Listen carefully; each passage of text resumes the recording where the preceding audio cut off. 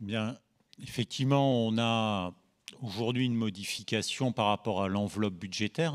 Certains pourraient dire qu'on met moins d'argent sur les questions environnementales du premier pilier, puisqu'on passe de 30% à 25%.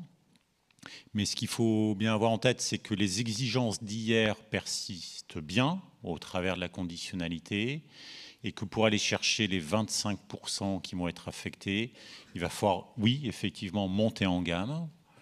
Et la vraie question pour les agriculteurs, en fait, elle va se faire au niveau du compte de résultat, comme pour n'importe quelle entreprise. Quel est le poids des aides dans mes résultats économiques? Quel est mon niveau de dépendance?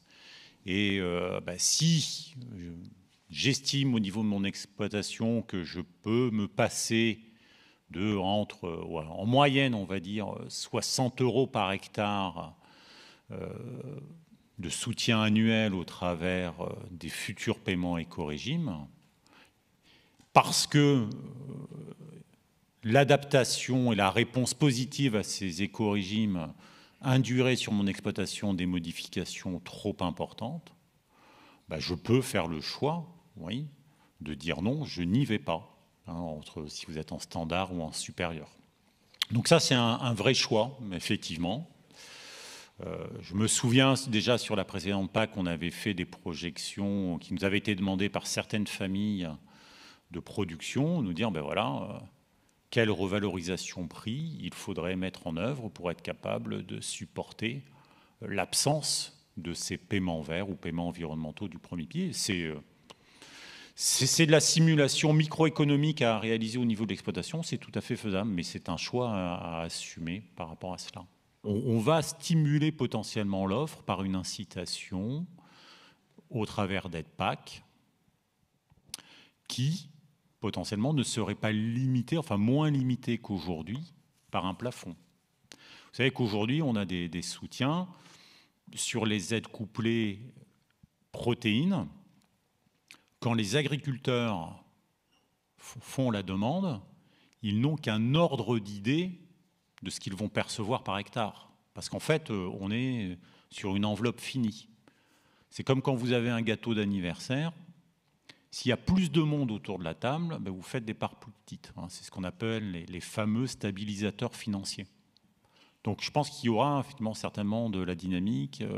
Vous, structure d'aval, serez peut-être amené à être sollicité pour pouvoir inviter à mettre en place de la protéine. Mais on est bien d'accord, le marché aura quand même son mot à dire, bien évidemment. L'objectif est de développer l'autonomie protéique de notre pays, voire du continent. Bon, même si on est loin du compte avec les objectifs qui sont fixés, mais c'est la tendance. Merci Monsieur Dumas. Est-ce qu'il y a d'autres questions dans le public ?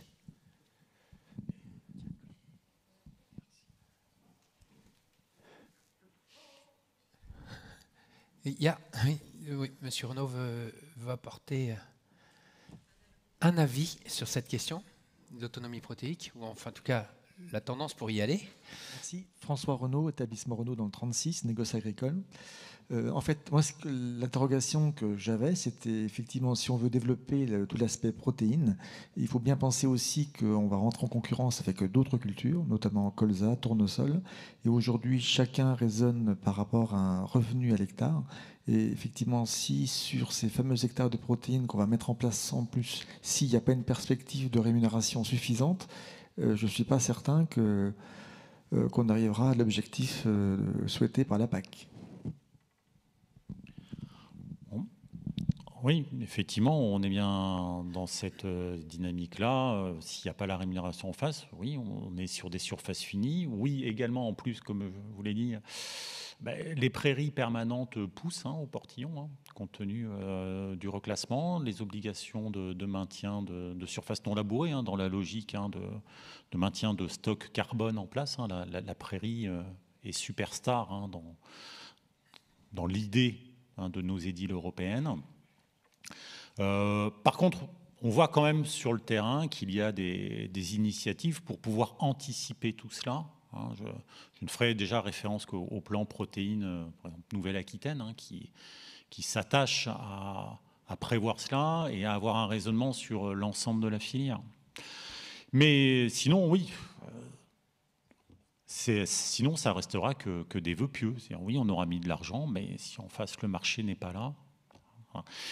Et je reconnais, oui, qu'on est un peu en injonction contradictoire sur la question. Alors, certains diront, qui me connaissent, qui m'ont déjà entendu, c'est sa marotte, mais sur la question des prairies, hein, le maintien de stock carbone au travers des prairies, avec cette requalification administrative, cet objectif de non-retournement.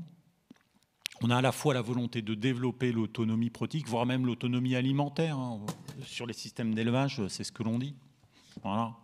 Pour améliorer la résilience, il faut être plus autonome, il faut produire son alimentation, etc.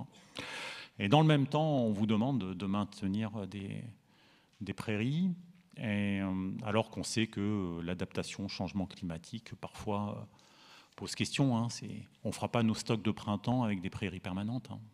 Là aussi, hein, on est sur des injonctions contradictoires. Hein, un objectif de développement du mix énergétique, hein, de recours à la biomasse, etc. Mais on se rend compte qu'effectivement, oui, mettre en place du photovoltaïque pour les opérateurs, bien souvent le plus rentable, c'est de le faire au sol. Quand même bien moins cher de mettre un champ de panneaux photovoltaïques qu'essayer de couvrir un parking de supermarché, hein, ne serait-ce qu'en termes d'infrastructure sécuritaire. Il vous explique clairement que bon, voilà, c'est sympathique de couvrir des hangars qui accueillent du public ou des parkings, mais en termes de rentabilité, c'est compliqué. Donc, ils sont beaucoup plus intéressés pour aller sur des surfaces agricoles, bien entendu. Et effectivement, oui, sur la méthanisation, on se rend compte aujourd'hui que faire fonctionner un méthaniseur, ce n'est pas, contrairement à ce que je pense, on a encore beaucoup dans l'imaginaire collectif, ça ne fonctionne pas qu'avec des déjections et d'autres déchets. Parfois, le gros coup de boost, c'est d'amener de la production végétale. Aujourd'hui, je pense que c'est plutôt une prise de conscience sur le terrain. Enfin, moi, c'est ce que j'observe hein, avec ma lorgnette chambre d'agriculture. On a des vrais questionnements, mais par les gens qui sont sur le terrain, qui constatent qu'effectivement, oui, on commence à avoir de la concurrence sur le foncier, on commence à avoir de la concurrence sur la destination des productions végétales. Parfois, on a l'impression voilà, de débat entre le bien et le mal. Certains ont la solution à tout. Non, soyons modestes chacun. Bon, il y a des contradictions. La contradiction, on peut prendre un autre exemple sur le carbone. Voilà, un dossier qui monte en puissance, qui va monter. Bon, ok, tout le monde est d'accord a priori, et il y a un énorme potentiel, je l'ai dit. Bon, que l'agriculture fasse plus et mieux en matière de stockage de carbone. Oui, mais il y a une autre manière de traduire ça. Installons de gigantesques exploitations qui seront des fermes à carbone. Des taillis à rotation rapide, voilà. Des choses qui, pour les partisans d'une contribution de l'agriculture au changement climatique, risquent de ne pas être complètement au rendez-vous d'une agriculture telle qu'on la conçoit en réalité. Donc, voilà. Donc, autrement dit, les directions sont données, oui, mieux dans l'environnement, mais en termes de solutions, voilà. D'abord, c'est vrai que ces études, que ce soit celles du JRC ou les autres que vous mentionnez, moi, je les prends comme des signaux d'alerte. Je ne les prends pas comme des prévisions, je les prends comme des signaux d'alerte, c'est-à-dire qui alertent sur un risque réel, celui d'une diminution de la production, avec tous les cortèges de conséquences que vous évoquez. En réalité, il manque quelque chose de très important à cette étude, et les auteurs de l'étude le disent, c'est le volet consommation, le volet changement de la demande, qui fait partie alors, du pacte vert ou de l'esprit du pacte vert, même si les mesures du pacte vert s'adressent beaucoup plus à la production qu'aux consommateurs, me semble-t-il. Or, les comportements des consommateurs évoluent. Comment vont-ils évoluer? Ils ont déjà évolué. Bien sûr, ils ne cessent d'évoluer. Comment vont-ils évoluer d'ici dans les 10, 20, 30 prochaines années? Et bien sûr, on voit que selon ces évolutions, ça peut aggraver encore ce qui est pointé par l'étude en termes de production, ou au contraire peut-être, dans certains secteurs en tout cas, et pas dans d'autres, donc c'est assez complexe, venir compenser plus ou moins les évolutions de production.